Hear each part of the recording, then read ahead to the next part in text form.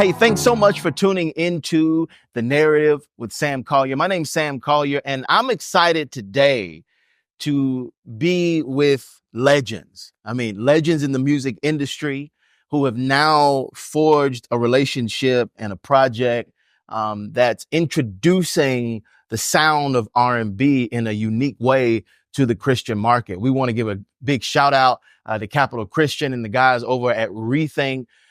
But listen, if you ever turned on a radio, you have heard some of their music. I want to talk about the first gentleman that's sitting to my left. You've heard Sweet Dreams by Beyonce. You've heard There Goes My Baby, which I just found out in the airport and lost my mind. You've heard Throwback by Usher, which I've listened to 1,000 times. Motivation by Kelly Rowland. He's a Grammy award-winning songwriter and he loves Jesus. Rico Love is in the building. How are you, man? How you doing? Such an honor. Such an honor. Pleasure's mine. The gentleman to his left, they've been brothers for a long time. He's a brother of mine, and now I've got a new brother, and I'm excited about it. We also got to shout out Edward Long. Thank you for the connection. Grammy nominated, from Marcus Houston to Omarion to Sierra. Should we just keep, all of the things. Pierre Medor is in the building, one of the best pens in the game. But together, they've had quite the journey, and we're going to talk about it today. So I want to tell you this before we get started. Call somebody, text them, email them, tell them they need to watch this interview right now because it's getting ready to go down. P, we start every time with a song. Okay. Introduce the song for us. Well, the song is called Live, and it's featuring my brother Rico Love. So honored that he jumped on the record with us. Hope you enjoy it. Take a listen. We'll be back. You promised me a purpose and a plan. I wanna live for you. Wanna lay my life down at your service. Well, I don't know where to start. This relationship and project started in P's basement, and I went to his house and I said, man, we've got this unique relationship with Capital Christian and we want to do something new. All around the industry right now, this whole idea of Christian R&B is popping up. And you got guys, it's going viral on TikTok and on YouTube and all. And I said, man, what if we got with some real R&B dudes that just happened to love Jesus and presented it? It's a new concept. And so this was born. While we were in the studio, we started talking about who could be featured on the project and who could really break open this idea of loving God, bridging the gap between culture and the church. And he said, Rico, I was like, well, do you think he would do the song? He was like, he's my friend, right? He might. And so when it came back, it's just been unbelievable, the sound. I'd love to start with just y'all talking about your brotherhood. I know Division I is a big part of the story. What can y'all walk me from, and this is going to be kind of a big question, from the beginning, kind of the Corner Boys days, up to Division I, how y'all came together and all of that? Well, Corner Boys were working at the corner. That's where they got their name from. The corner is Cal Norman's house. And they were working down there, and I would come, my friend BJ, he's like a brother to me. Yeah. And he was an artist signed to Street Cats. Street Cats. Or it's 581. We signed to 581, which is the twins from Jagged Edge. They had a label. So I was introduced to the whole situation through BJ. And me and my manager, Cersei, we would go down there a lot. And I kind of was like the adopted cousin, right, to the whole situation. And I just used to pester the guys every day, like, yo, can y'all work with me? They work on all day, working on Angel, which is a group, ANJEL was a group that Jagged Edge had, a female group that had with Latoya and Tavia and Nadi. And they were working on this group, but the Corner Boys were down there tracking every day, and I thought they were incredible. Right. So I would just beg them, like, yo, when can I get in? Can I work? And I would write raps, and they were like, yo, we busy. So one night, I had never been to Magic City. So Twin and them were going to Magic City. It's like, you want to go to Magic? I'm like, of course, I've never been. Right. So I went to go. And then right before I was leaving, D-Town came up and said, yo, we just going to be working if you want to work. Let's work. So I said, I'm not going to Magic. I stayed. I went back downstairs. And we worked from about 10 p.m. to literally 11 a.m. the next day. Like literally, we stayed in the studio all night. Wasn't like it's almost like 6, 7 records we did back to back. Yeah, back to back. And I just kept writing songs. They kept producing them. I kept writing raps and songs and records, and we were just nonstop. And it was the most, probably in my beginning of my career, it's the most I've ever recorded. And at one time. And man, we was inseparable since then. We locked in. We literally became brothers at that point. Yeah. Wow. And then we kind of never, for about, years and years, many years after that, Right. we had never, we kind of just stayed locked in. For me, sleeping on their couch when they got their first apartment, it just became a bond. But it was bred through our love for music and them saying like, yo, this guy's persistent. Mm-hmm. We're not doing nothing tonight. You want to come down? So then it was kind of happened like that. Man, jump in, listen, please. I'm just taking all the self-control in me because I gotta let him tell it. First of all, he's the apex of cool, right? So he's not gonna tell you the color. I'm the emotional guy, so I'm gonna give y'all the visceral detail. Rico was so persistent. When he first came around, I was like, who is this guy? Right town. He keeps asking me, can he record? Bro, I'm trying to make these beats. Yeah, man. every time they would have a down second. Like they be working all day, but if they had a minute, they would stop and eat. I'd be like, can I go down and... He like literally had no, he was just How old like... were y'all at this time? I was 17. Yeah, we're fresh 18. Yeah. Wow. College? Yeah. I was in, they had left school. Okay. Now that's the part that was impressive about, and I'll let him tell that, but like when he shared his narrative, because that night we got to know a lot about each other, and he was sharing how he was running up his credit cards every weekend to get here to do music. Yeah. And I was like, it deepened the level of respect, because you don't realize the sense of urgency that people have a lot of times is born out of just the hunger. Like, and hunger produces that type of tenacity that's just, is palpable. When you say here, what do you mean? So Atlanta, I was, at that point, I was just catching I would catch rides at that point. Wow. My man Chad Roper, he would drive me sometimes. This was before I met Ed. I didn't meet Ed until like the next year. Yeah. But I would meet with Ed and it would take me, but first few times it was C-Note drive me, or it would be a random person. And then I got a credit card on campus, 2 credit cards. One was for $850 limit and one was a $300 limit. I didn't buy anything with those credit cards except bus tickets. So I would use the card just to have a bus ticket to get, just to get there, get to Atlanta every weekend. And when you're doing it, you don't realize the commitment. You just like, I got to get there. You know what I mean? So I was just so anxious to get out there, man. It was just crazy. And was that from Florida? Yeah, from Florida. Tallahassee.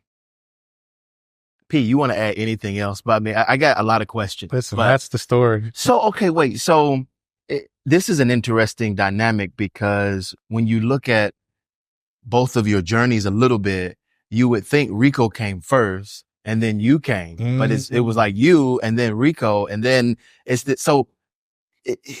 the Corner Boys became a thing. Yes. And then Rico was coming to the crib. Yes. How did the Corner Boys become a thing? Corner Boys became a thing. We were freshmen at University of Hartford. Yeah. And a friend of mine's on campus introduced me to D-Town. D-Town was the only other person on campus who had a keyboard that was like my keyboard. Yeah. And so we connected over that. And then before you know it, it was second semester. We weren't going to any classes. So we were just literally making beats every day. We ended up getting an opportunity to be the house band for a talent show that Miss Linda Casey was putting on, which is Brennan and Brian's mom. And Jagged Edge. Jagged Edge. Got it. Yeah. Yeah.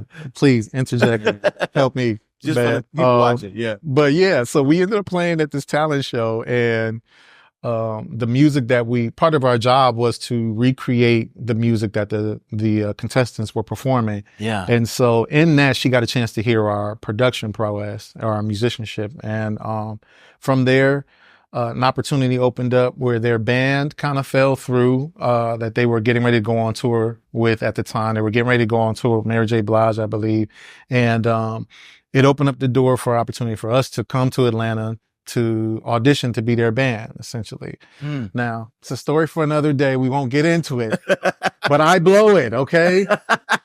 That's small detail. We'll get into that another time. Right. But this literally opens the door for us to immediately dive into an opportunity to produce with Brandon and Brian from Jagged Edge. And Kyle, like you mentioned earlier, Kyle had a studio and it was called The Corner. Mm-hmm. And so we're going there every day, basically just figuring it out, finding our sound and learning the ropes. And so one day we show up and Kyle comes to the door, and in typical Kyle fashion, and I'm sure you got so many beautiful Kyle stories. We love Kyle. Kyle is our big brother, and Kyle says to us, he said, "Shout it, I'm gonna name y'all the Corner Boys."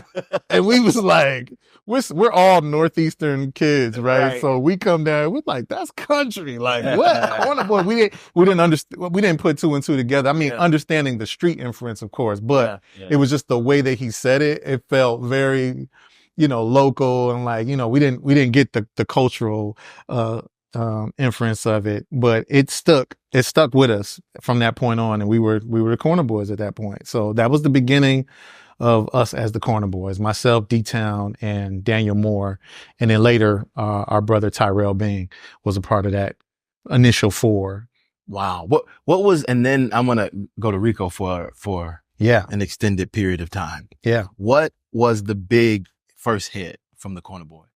The big first, well, I would say our first placement came within our first year of being here. So it wasn't a huge hit, but the album was a huge album. We were on the third album, Jagged Little Thrill. Yep.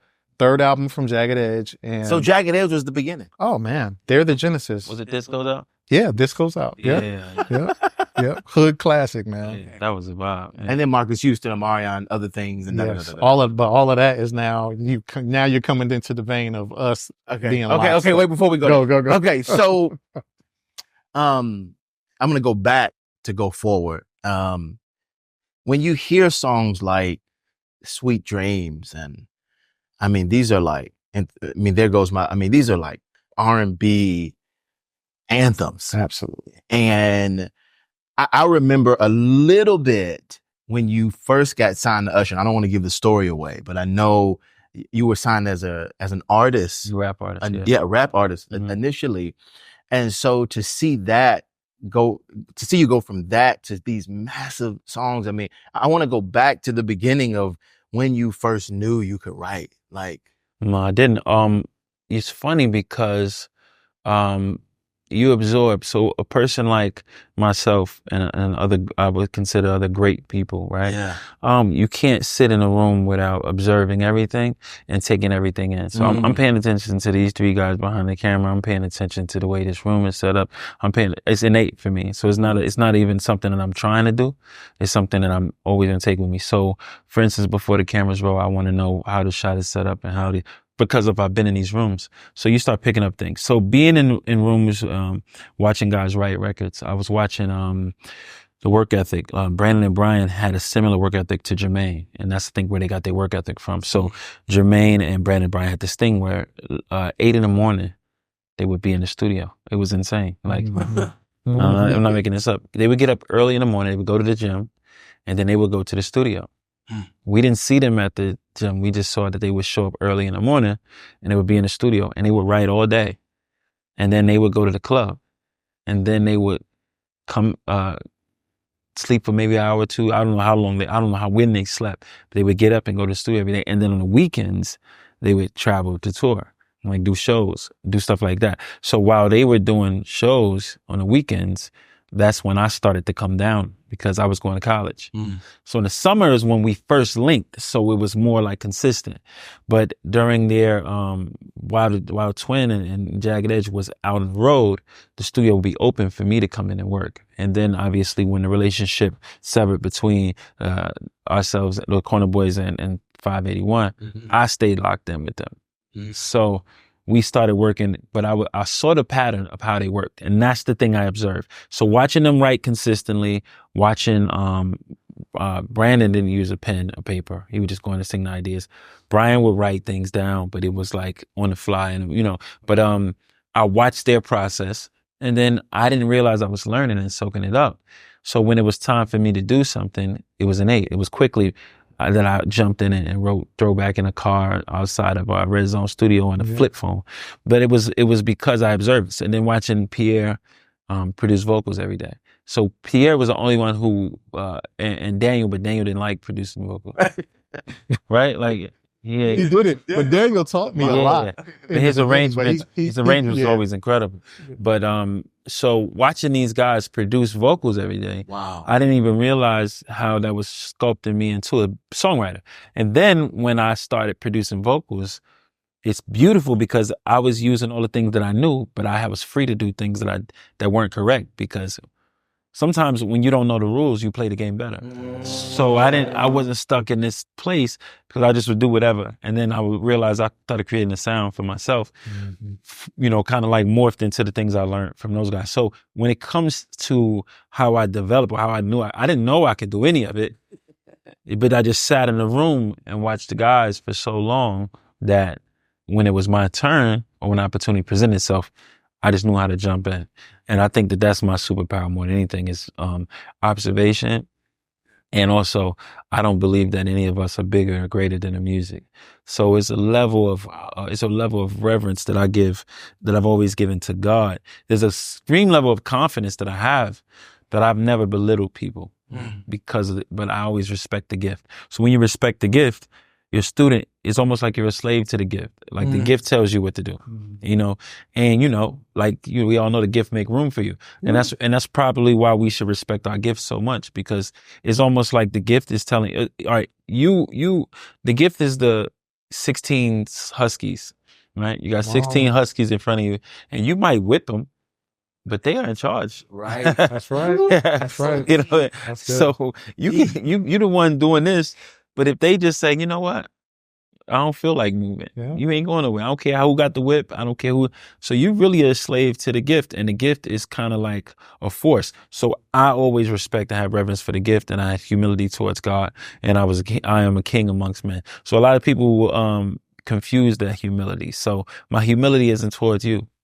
And I respect you both very much. But I'm not humble towards you.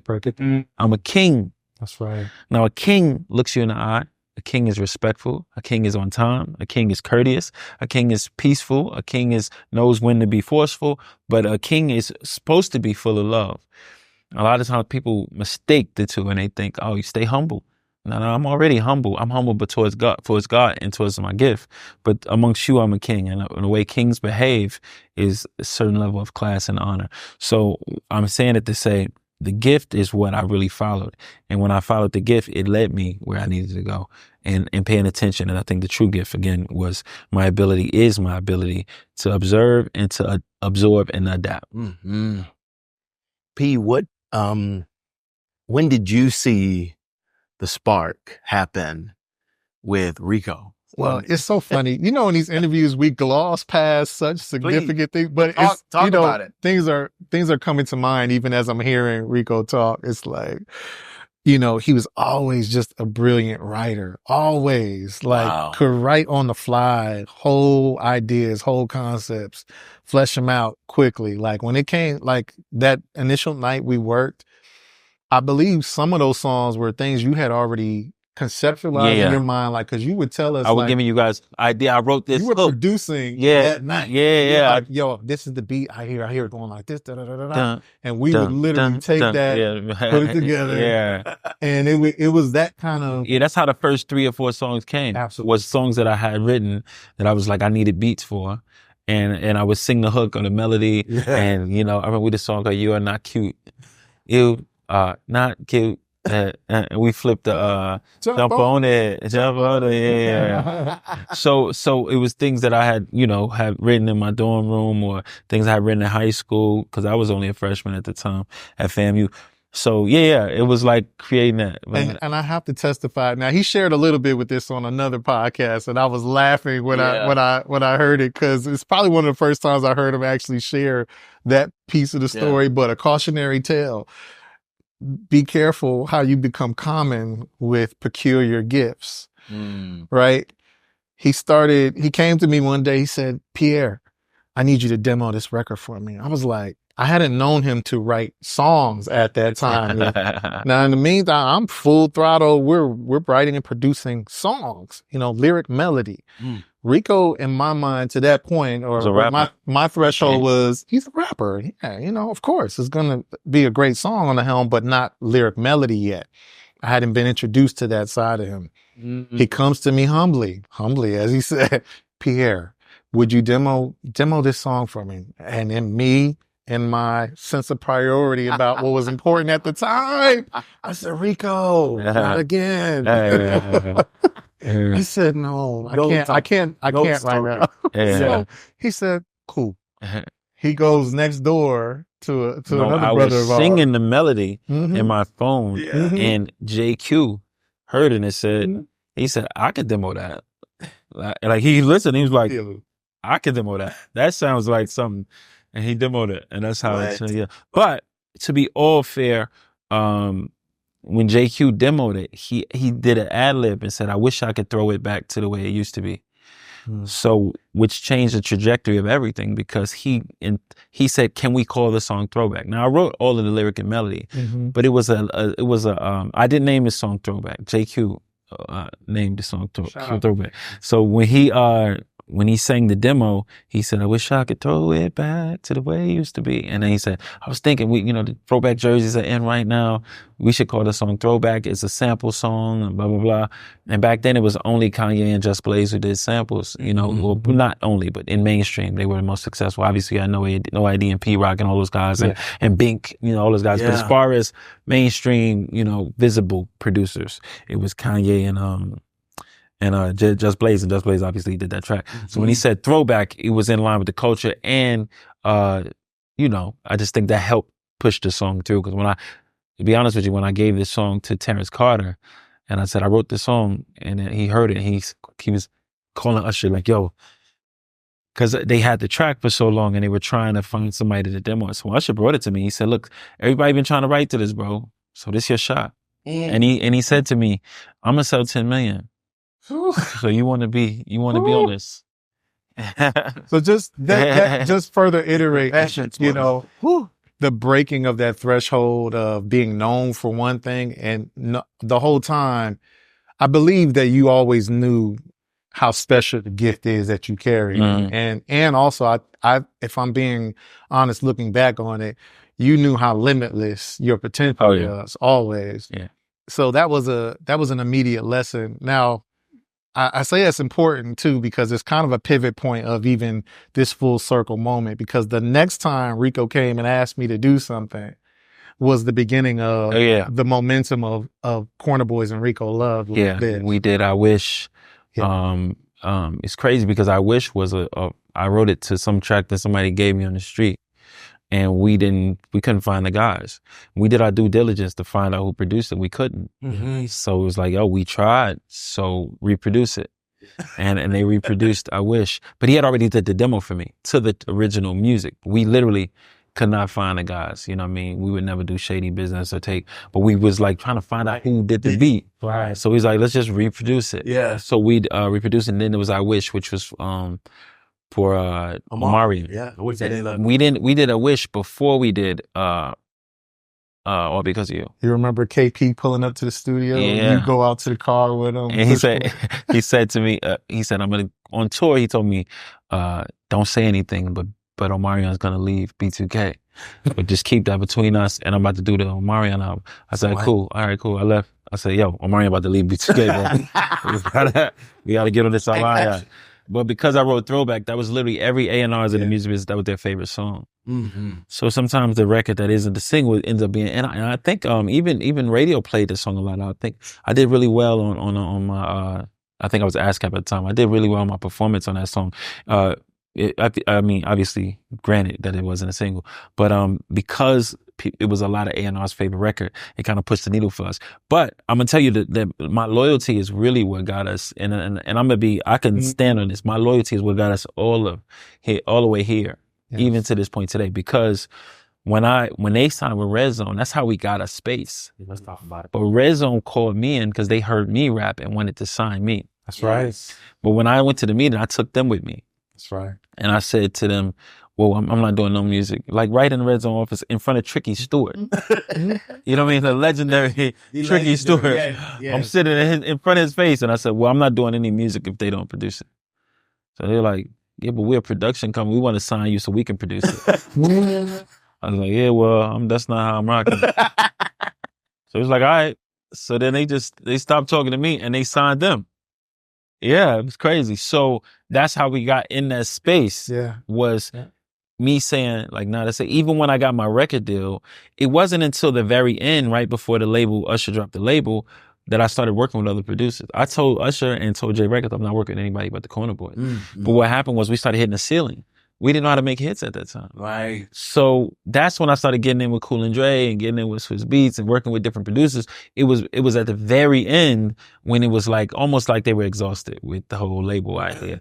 But it was because of me saying, this is the only way I'll do this. You know what I mean? So some people would say loyal to a fault, but I don't believe it's ever to a fault because it led to certain things, you know what I mean? Sure. You know, so it's crazy because us standing on, or me particularly standing on the friendship. I remember being in screaming and shouting matches with Dan and Tyrell because I just didn't understand why they didn't want to work. You know what I mean? I would be like, let's just write. I used to tell them, if I knew how to write songs, I would write songs every day. Ooh, caveat. So Dan, like I mentioned before, Dan and Tyrell are a part of the original four. Corner Boys was 2 producers and 2 writers. Okay. Real quick, what some of the biggest songs Corner Boys were a part of? Biggest songs, I mean, obviously we mentioned some of them. All Because of You by Marcus Houston. Yep. I'm Gonna Change, Omarion, I Wish. Obviously the records with Jagged Edge. To be totally honest though, the Corner Boys was like, the legend of the Corner Boys is bigger than the actual music of the Corner Boys. Because they were so gifted, the energy spread around the internet before the internet was big.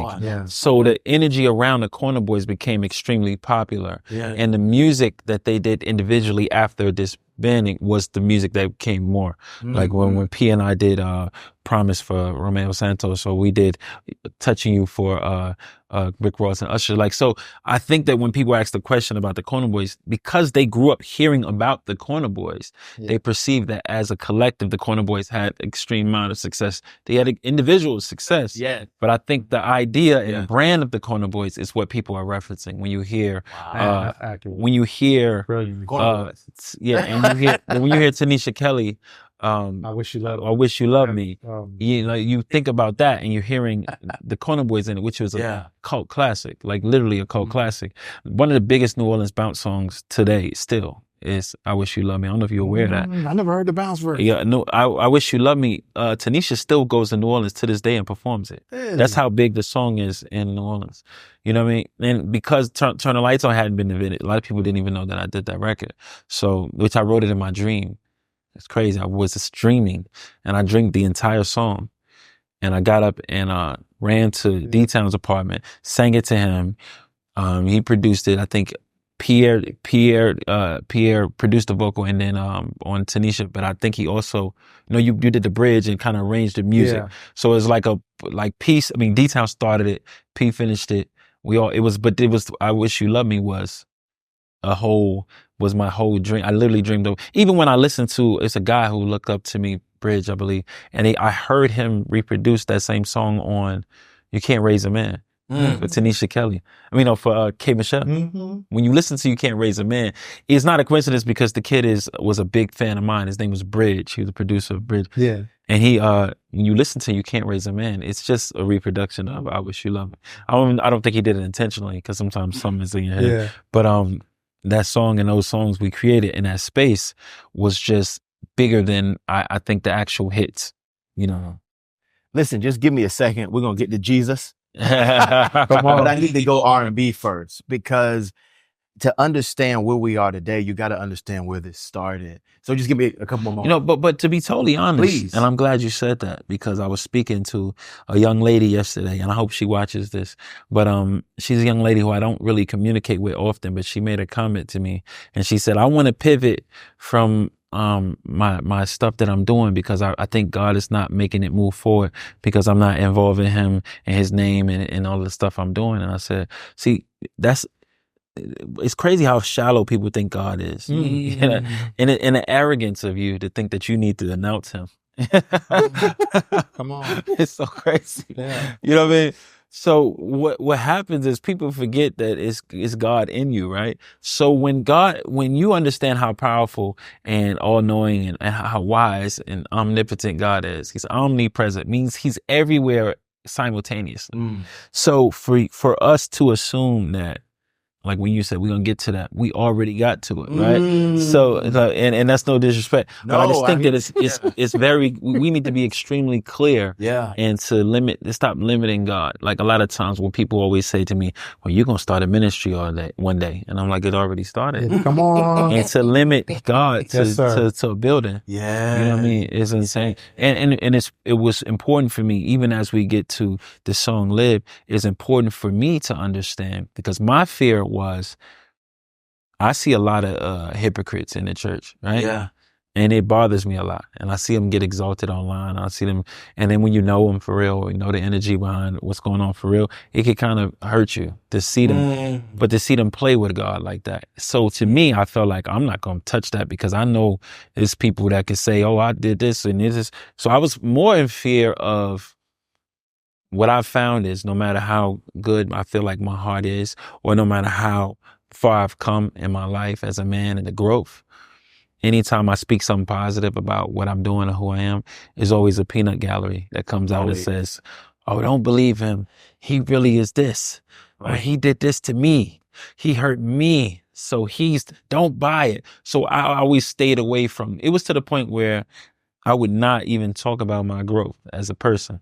I wouldn't even talk about it. People would talk about, do interviews, and I would just be like, I don't want to, I just talk about the music. But sometimes when I get into manhood, I got into a space where because of a certain situation, I stopped speaking about my growth, because I was always afraid, like, all right, now that person or these people are going to come out and say, "Yeah, but remember when you did this," right? So I think that us understanding who God is and how beautiful he is and amazing the presence of God is, right? You can, you should stop limiting, because the same way I'm calling these guys hypocrites and watching a favor in their life, is because God loved them too. You know what I mean? It's like when I hate when people say, like, God don't play about me, and it's like, yeah, but he don't play about nobody. Right?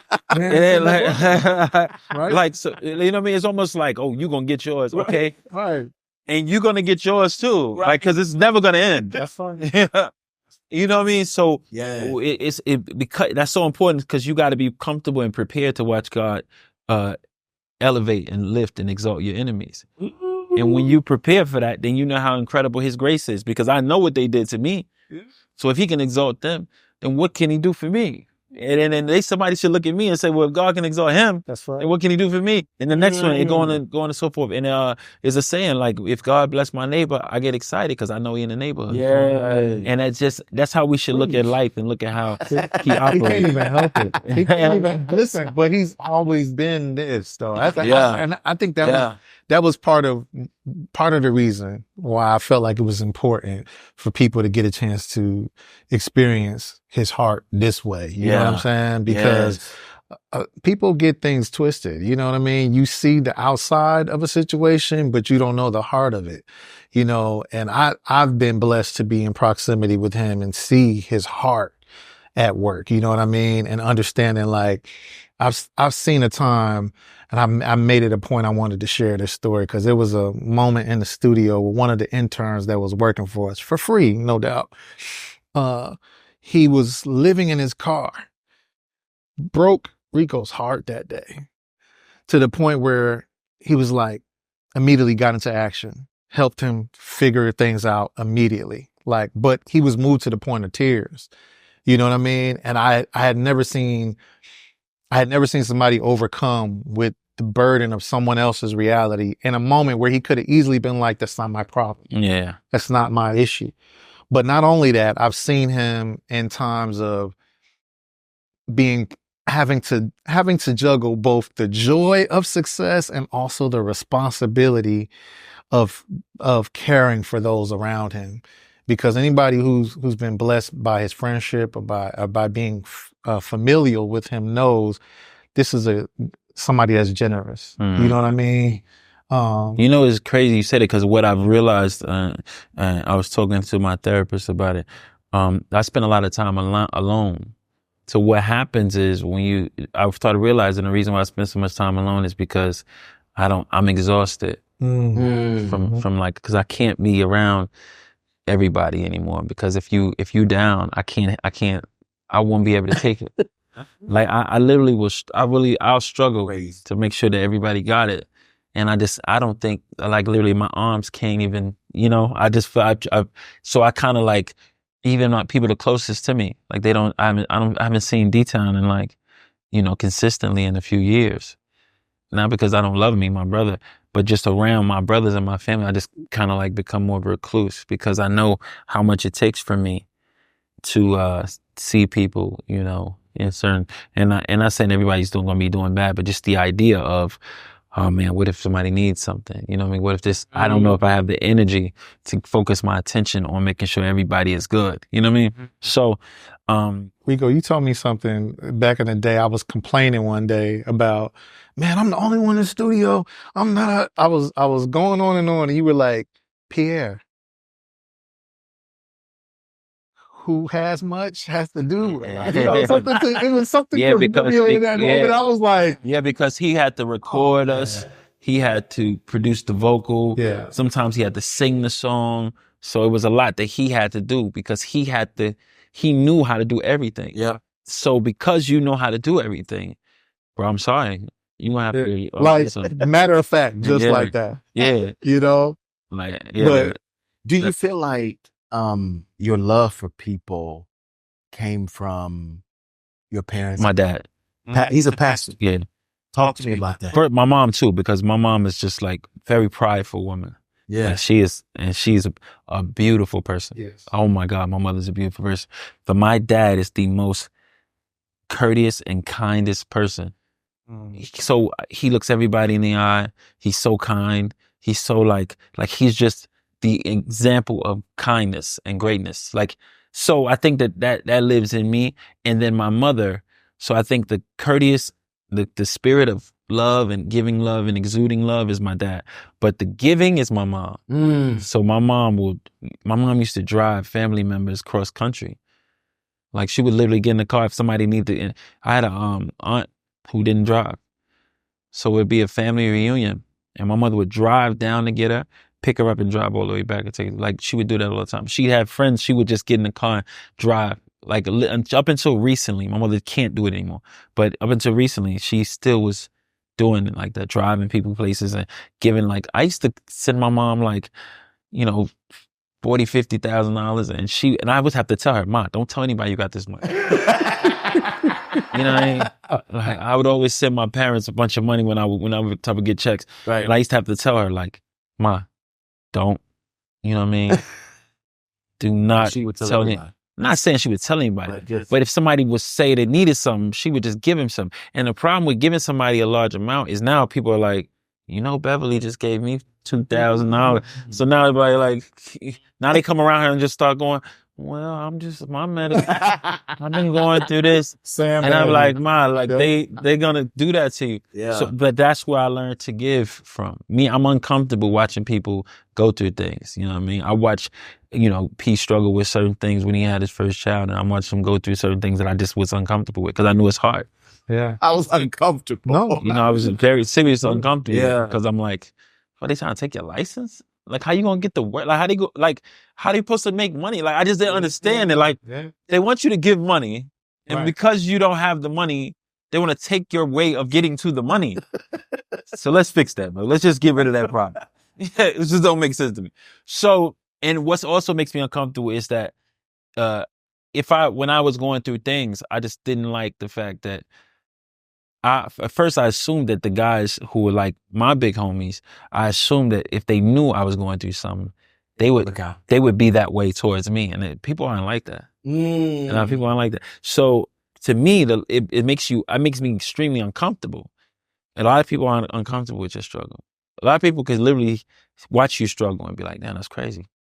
All right, let's move on. That just can't. I just not. That is that. Now, if we close, Yep. if we close. You know what I mean? It's just we can't be close, and we can't be brothers on this thing and not brothers on the struggle. Do you remember night of my 30th birthday, right? Yeah. We're in the club, right? Celebrating like we should be. Yeah. We're young, right? Yeah. But Rico, he turns to me, says, "Hey man, I have my assistant book you a ticket so you can go spend time with your daughter."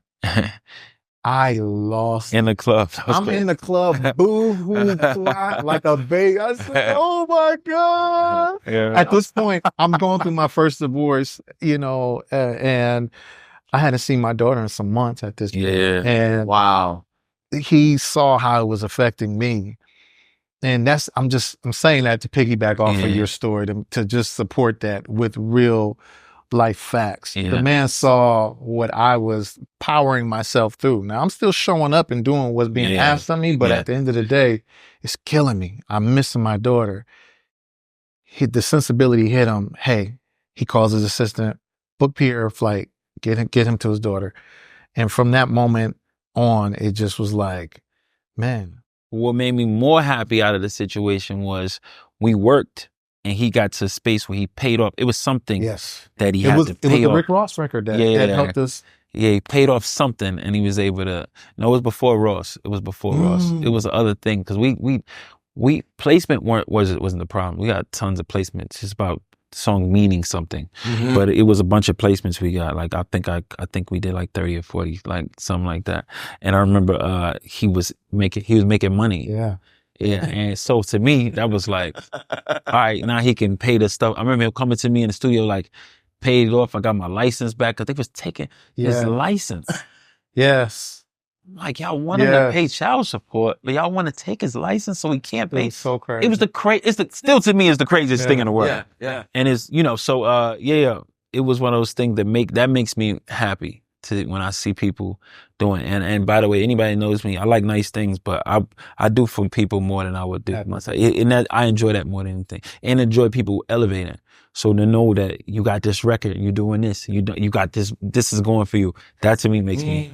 I enjoy it. That's why I created, different things I do, Songcraft and We Love Music Conference and helping guys. Because I just that's to me is like the epitome of wealth. Like that is wealth.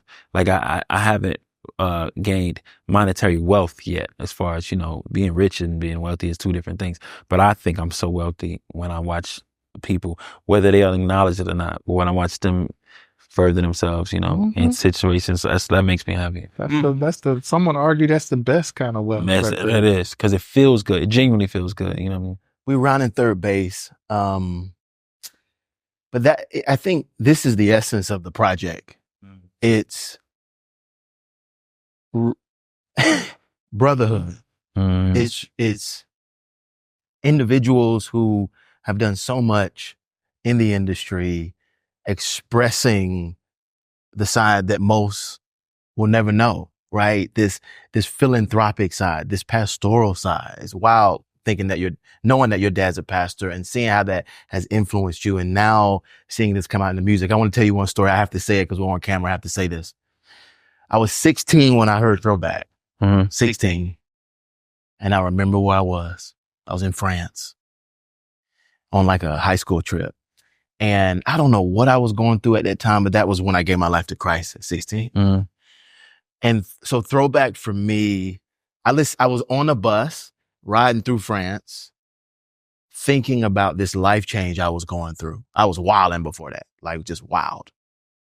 And Throwback was like the soundtrack, and I'm not lying about this. I probably listened to Throwback on the bus in the mountains of France 20 times within a 5-hour period. We would get on the bus, I put on.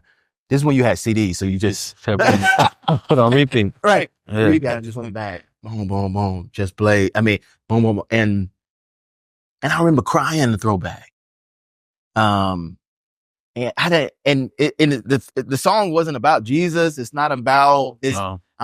That's why I gotta tell you, man. When God is in you, all right. I'll give you another example. I was in France when I was 16. When I was 16, I was in France crying over a song. Wow. Carl Thomas had made emotional. I was on a senior trip, high school trip. Whoa. You can Google this story. I've told this story many times. It's online. I was on my high school trip, 16 years old, in Paris, France, and I heard Emotional by Carl Thomas, and I got so overwhelmed with sadness. And I'm going to tell you why. Throughout my whole high school career, told everybody, I'm going to make it. I'm going to make it. I'm going to make it. I'm going to make it. I'm going to do this. I'm going to do this. I'm going to make it in the music business. I'm going to do this. I'm going to become the biggest rapper in the world. And when I heard Carl Thomas, when I was in high school, Mesa album came out. I remember Life After Death came out. So I knew greatness, but it was different because I just graduated high school. I was about to graduate in a few weeks. Now life is serious. So when I heard Carl Thomas and I said, it hit me. This is so good. I can't compete with this. How am I going to be? If I have to be this good to make it in the music industry, I don't know how I'm going to make it. I don't even have a person to make my music. I don't know anybody. All the reality started hitting me, and I'm in Paris, and I remember we had chaperones, and I just left my hotel and I just started walking the streets of Paris. They couldn't even enjoy the rest of the high school kids couldn't enjoy it because there was a search for me. Oh, wow. I'm not making this up. It was a search for me because I just started wandering the streets of Paris. And randomly they were on a bus and they saw me and they were screaming at me and, what are you doing? And I just was in a daze. I just couldn't even respond to them.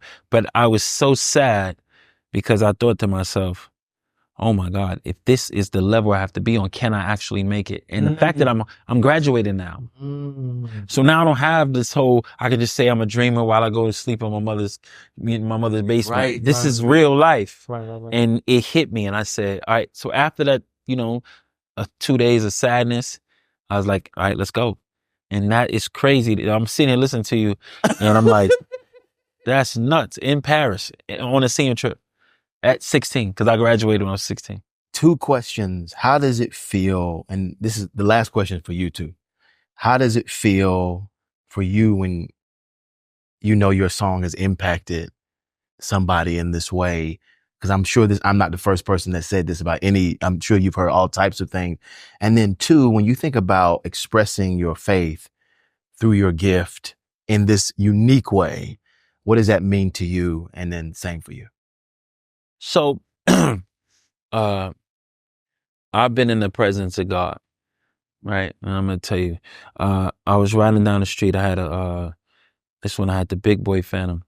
So I'm riding down the street one day and God sat in the car with me.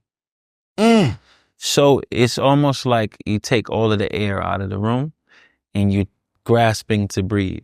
But I knew exactly what was going on. I knew exactly why I was feeling it. And it was almost like I kept looking to the passenger seat because that's all I could do because I just knew it was his presence. It overwhelmed me so much. And if I could describe to anybody what it felt like I was ashamed. It felt like I was walking around and I was naked and everybody had clothes on. And I was so ashamed and embarrassed. But the person that I was so embarrassed was saying, no, you're fine, and offering me a blanket. But I felt dirty. I felt I felt like everything about me was exposed because of how pure.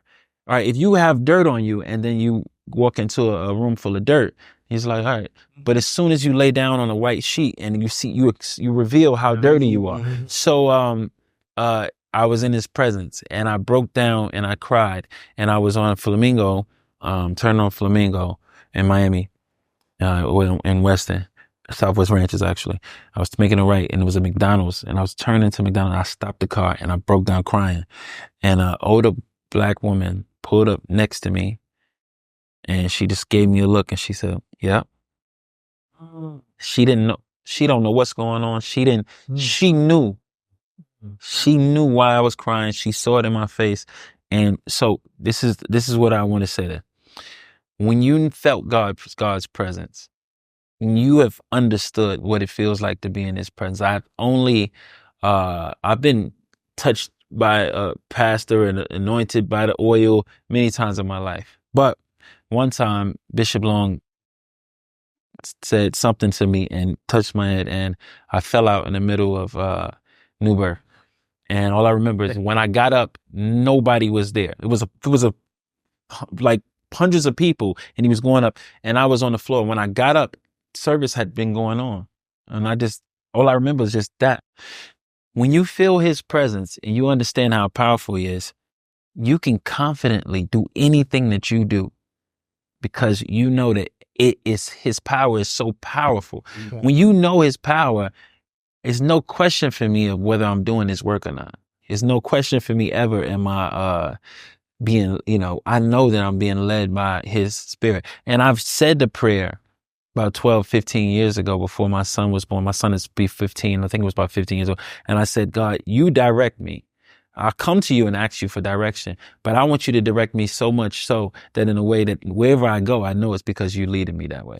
So because I felt his presence and I know who he is, it's not surprising anymore when people are moved by the music or they move by this or they move by that. Because when I prayed that prayer to God, I didn't feel his presence in the car until maybe 7 or 8 years later. I think my son was 5, so about 5 or 6 years later.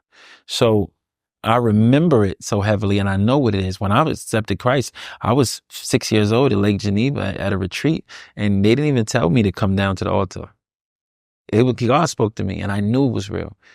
I'm going to be honest with you. I wouldn't even believe none of this mumbo jumbo that people talk about God or Jesus. I wouldn't believe any of it if I had not felt his presence. It's been times where I used to ask myself, do I even believe? Because I used to judge by people. I used to watch this person be fake and mean and nasty. And I would watch this pastor be fornicating with this one and that one. And I used to watch this one, this and this one.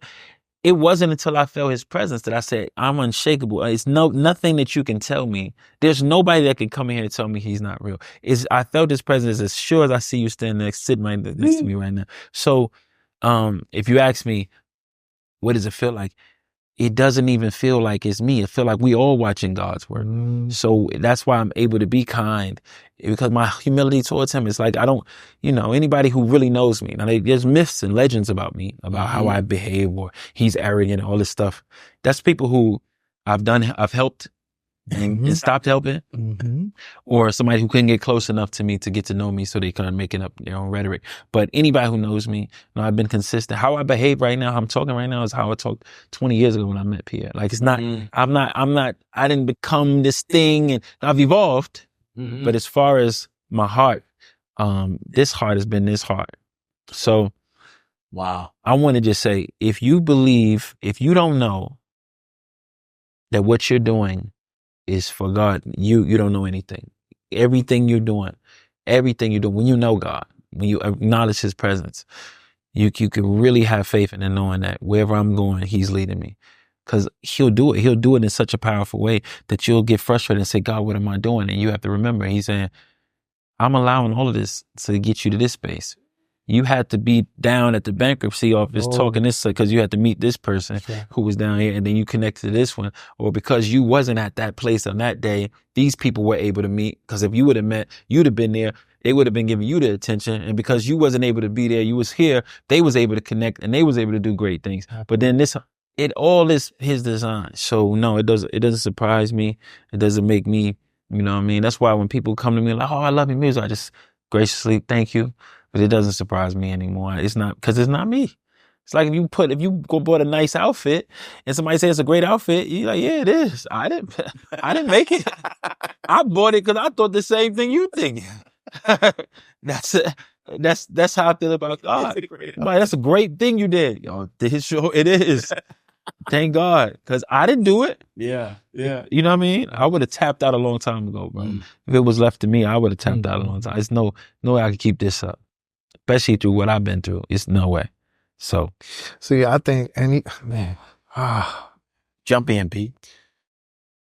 Like, people see the success, they see the accolades, they see you at your peak, right? They don't know the process that informs all of that.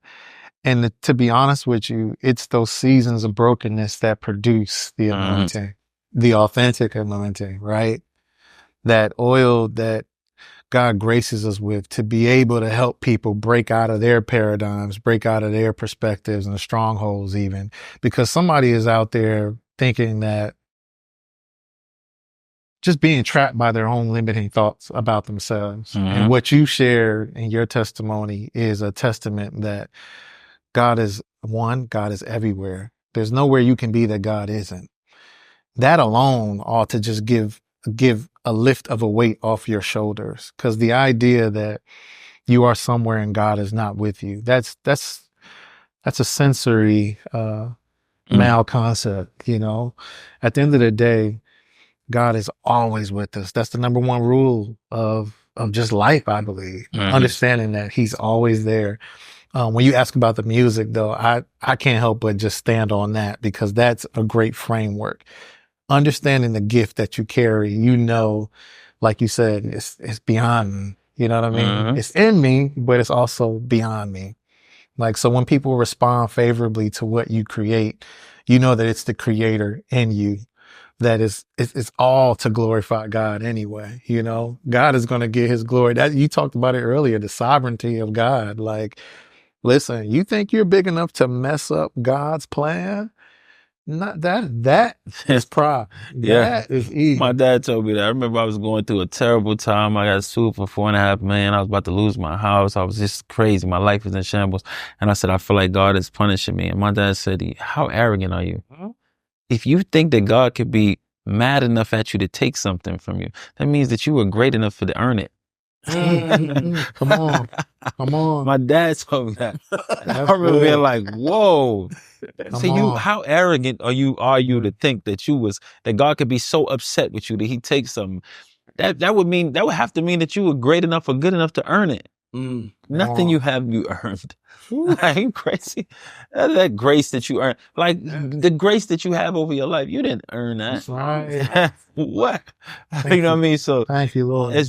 That's why in that moment in the car was so overwhelming, because it was the actual confirmation of all of that. When you say that God is everywhere, like, you know, you think you hiding under the bed, and when you turn around and you see he was right there the whole time, you like, it was like this, the shock, the realization of who he is in his fullness. I felt it all at once. There's no way I could ever describe to you. I could give you examples of what it felt like, but when everybody who's been in this present, they know. I didn't know. I just see people crying at church and falling on their face. I just see my mother in her bedroom, just on her face, crying and praying to God. And I didn't understand, like, what is she crying about?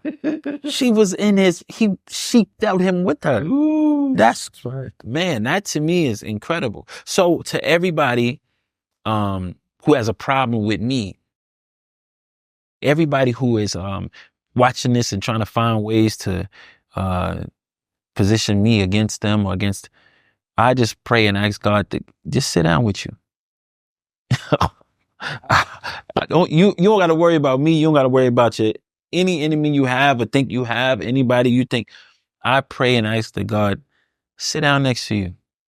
And when you feel his presence, I guarantee your perspective on a lot will change. I have my bad days. I get angry. I get upset about things that happen in my life.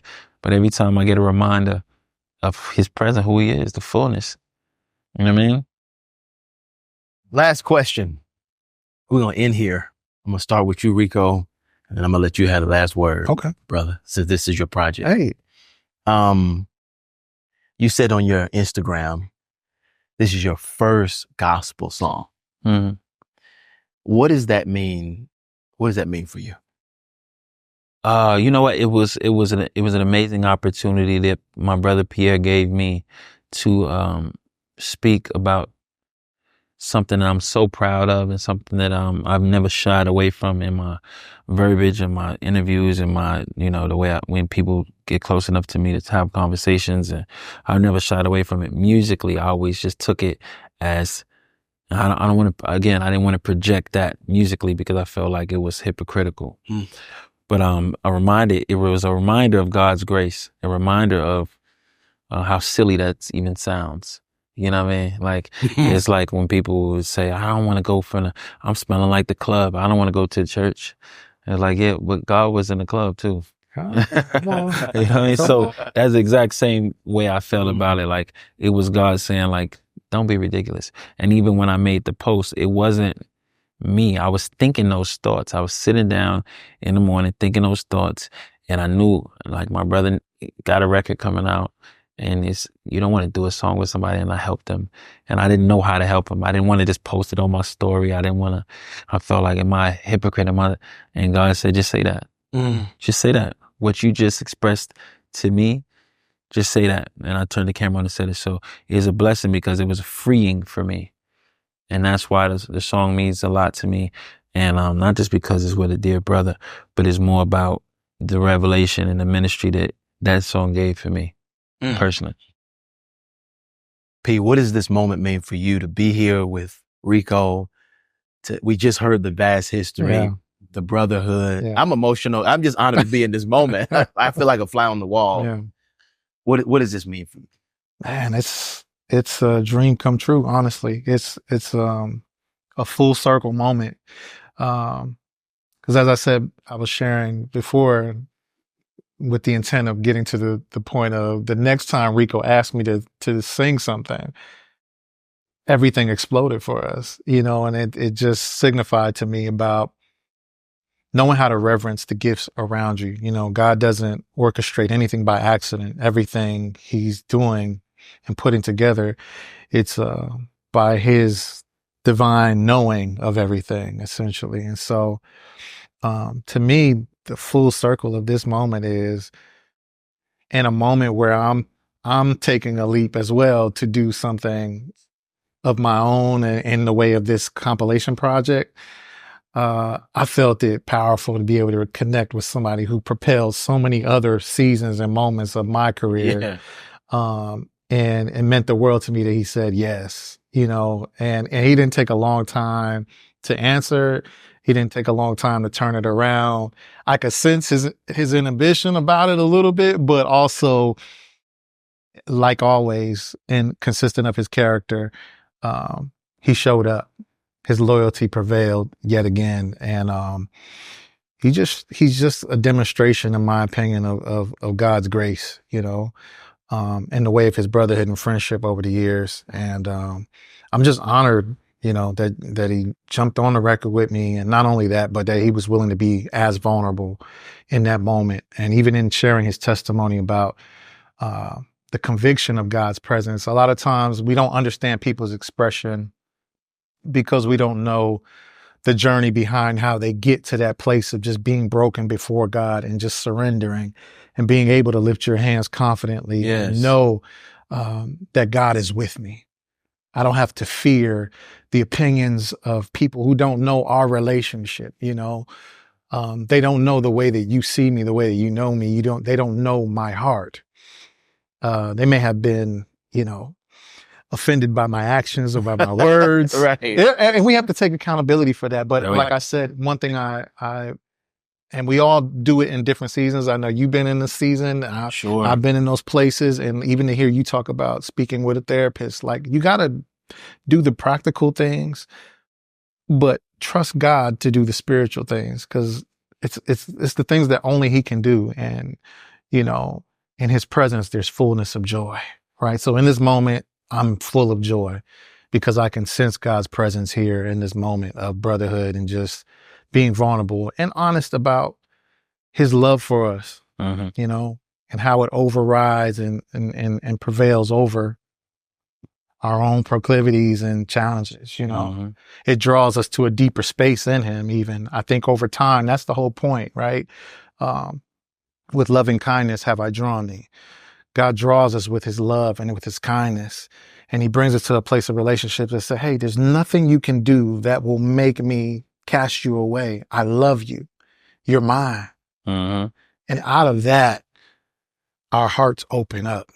And it's that experience that you talked about in the car. It's that moment where your heart opens up and God said, I can handle all of that. Just give me everything that's in there, all of it. I got it covered, and I'm going to give you a grace to accelerate.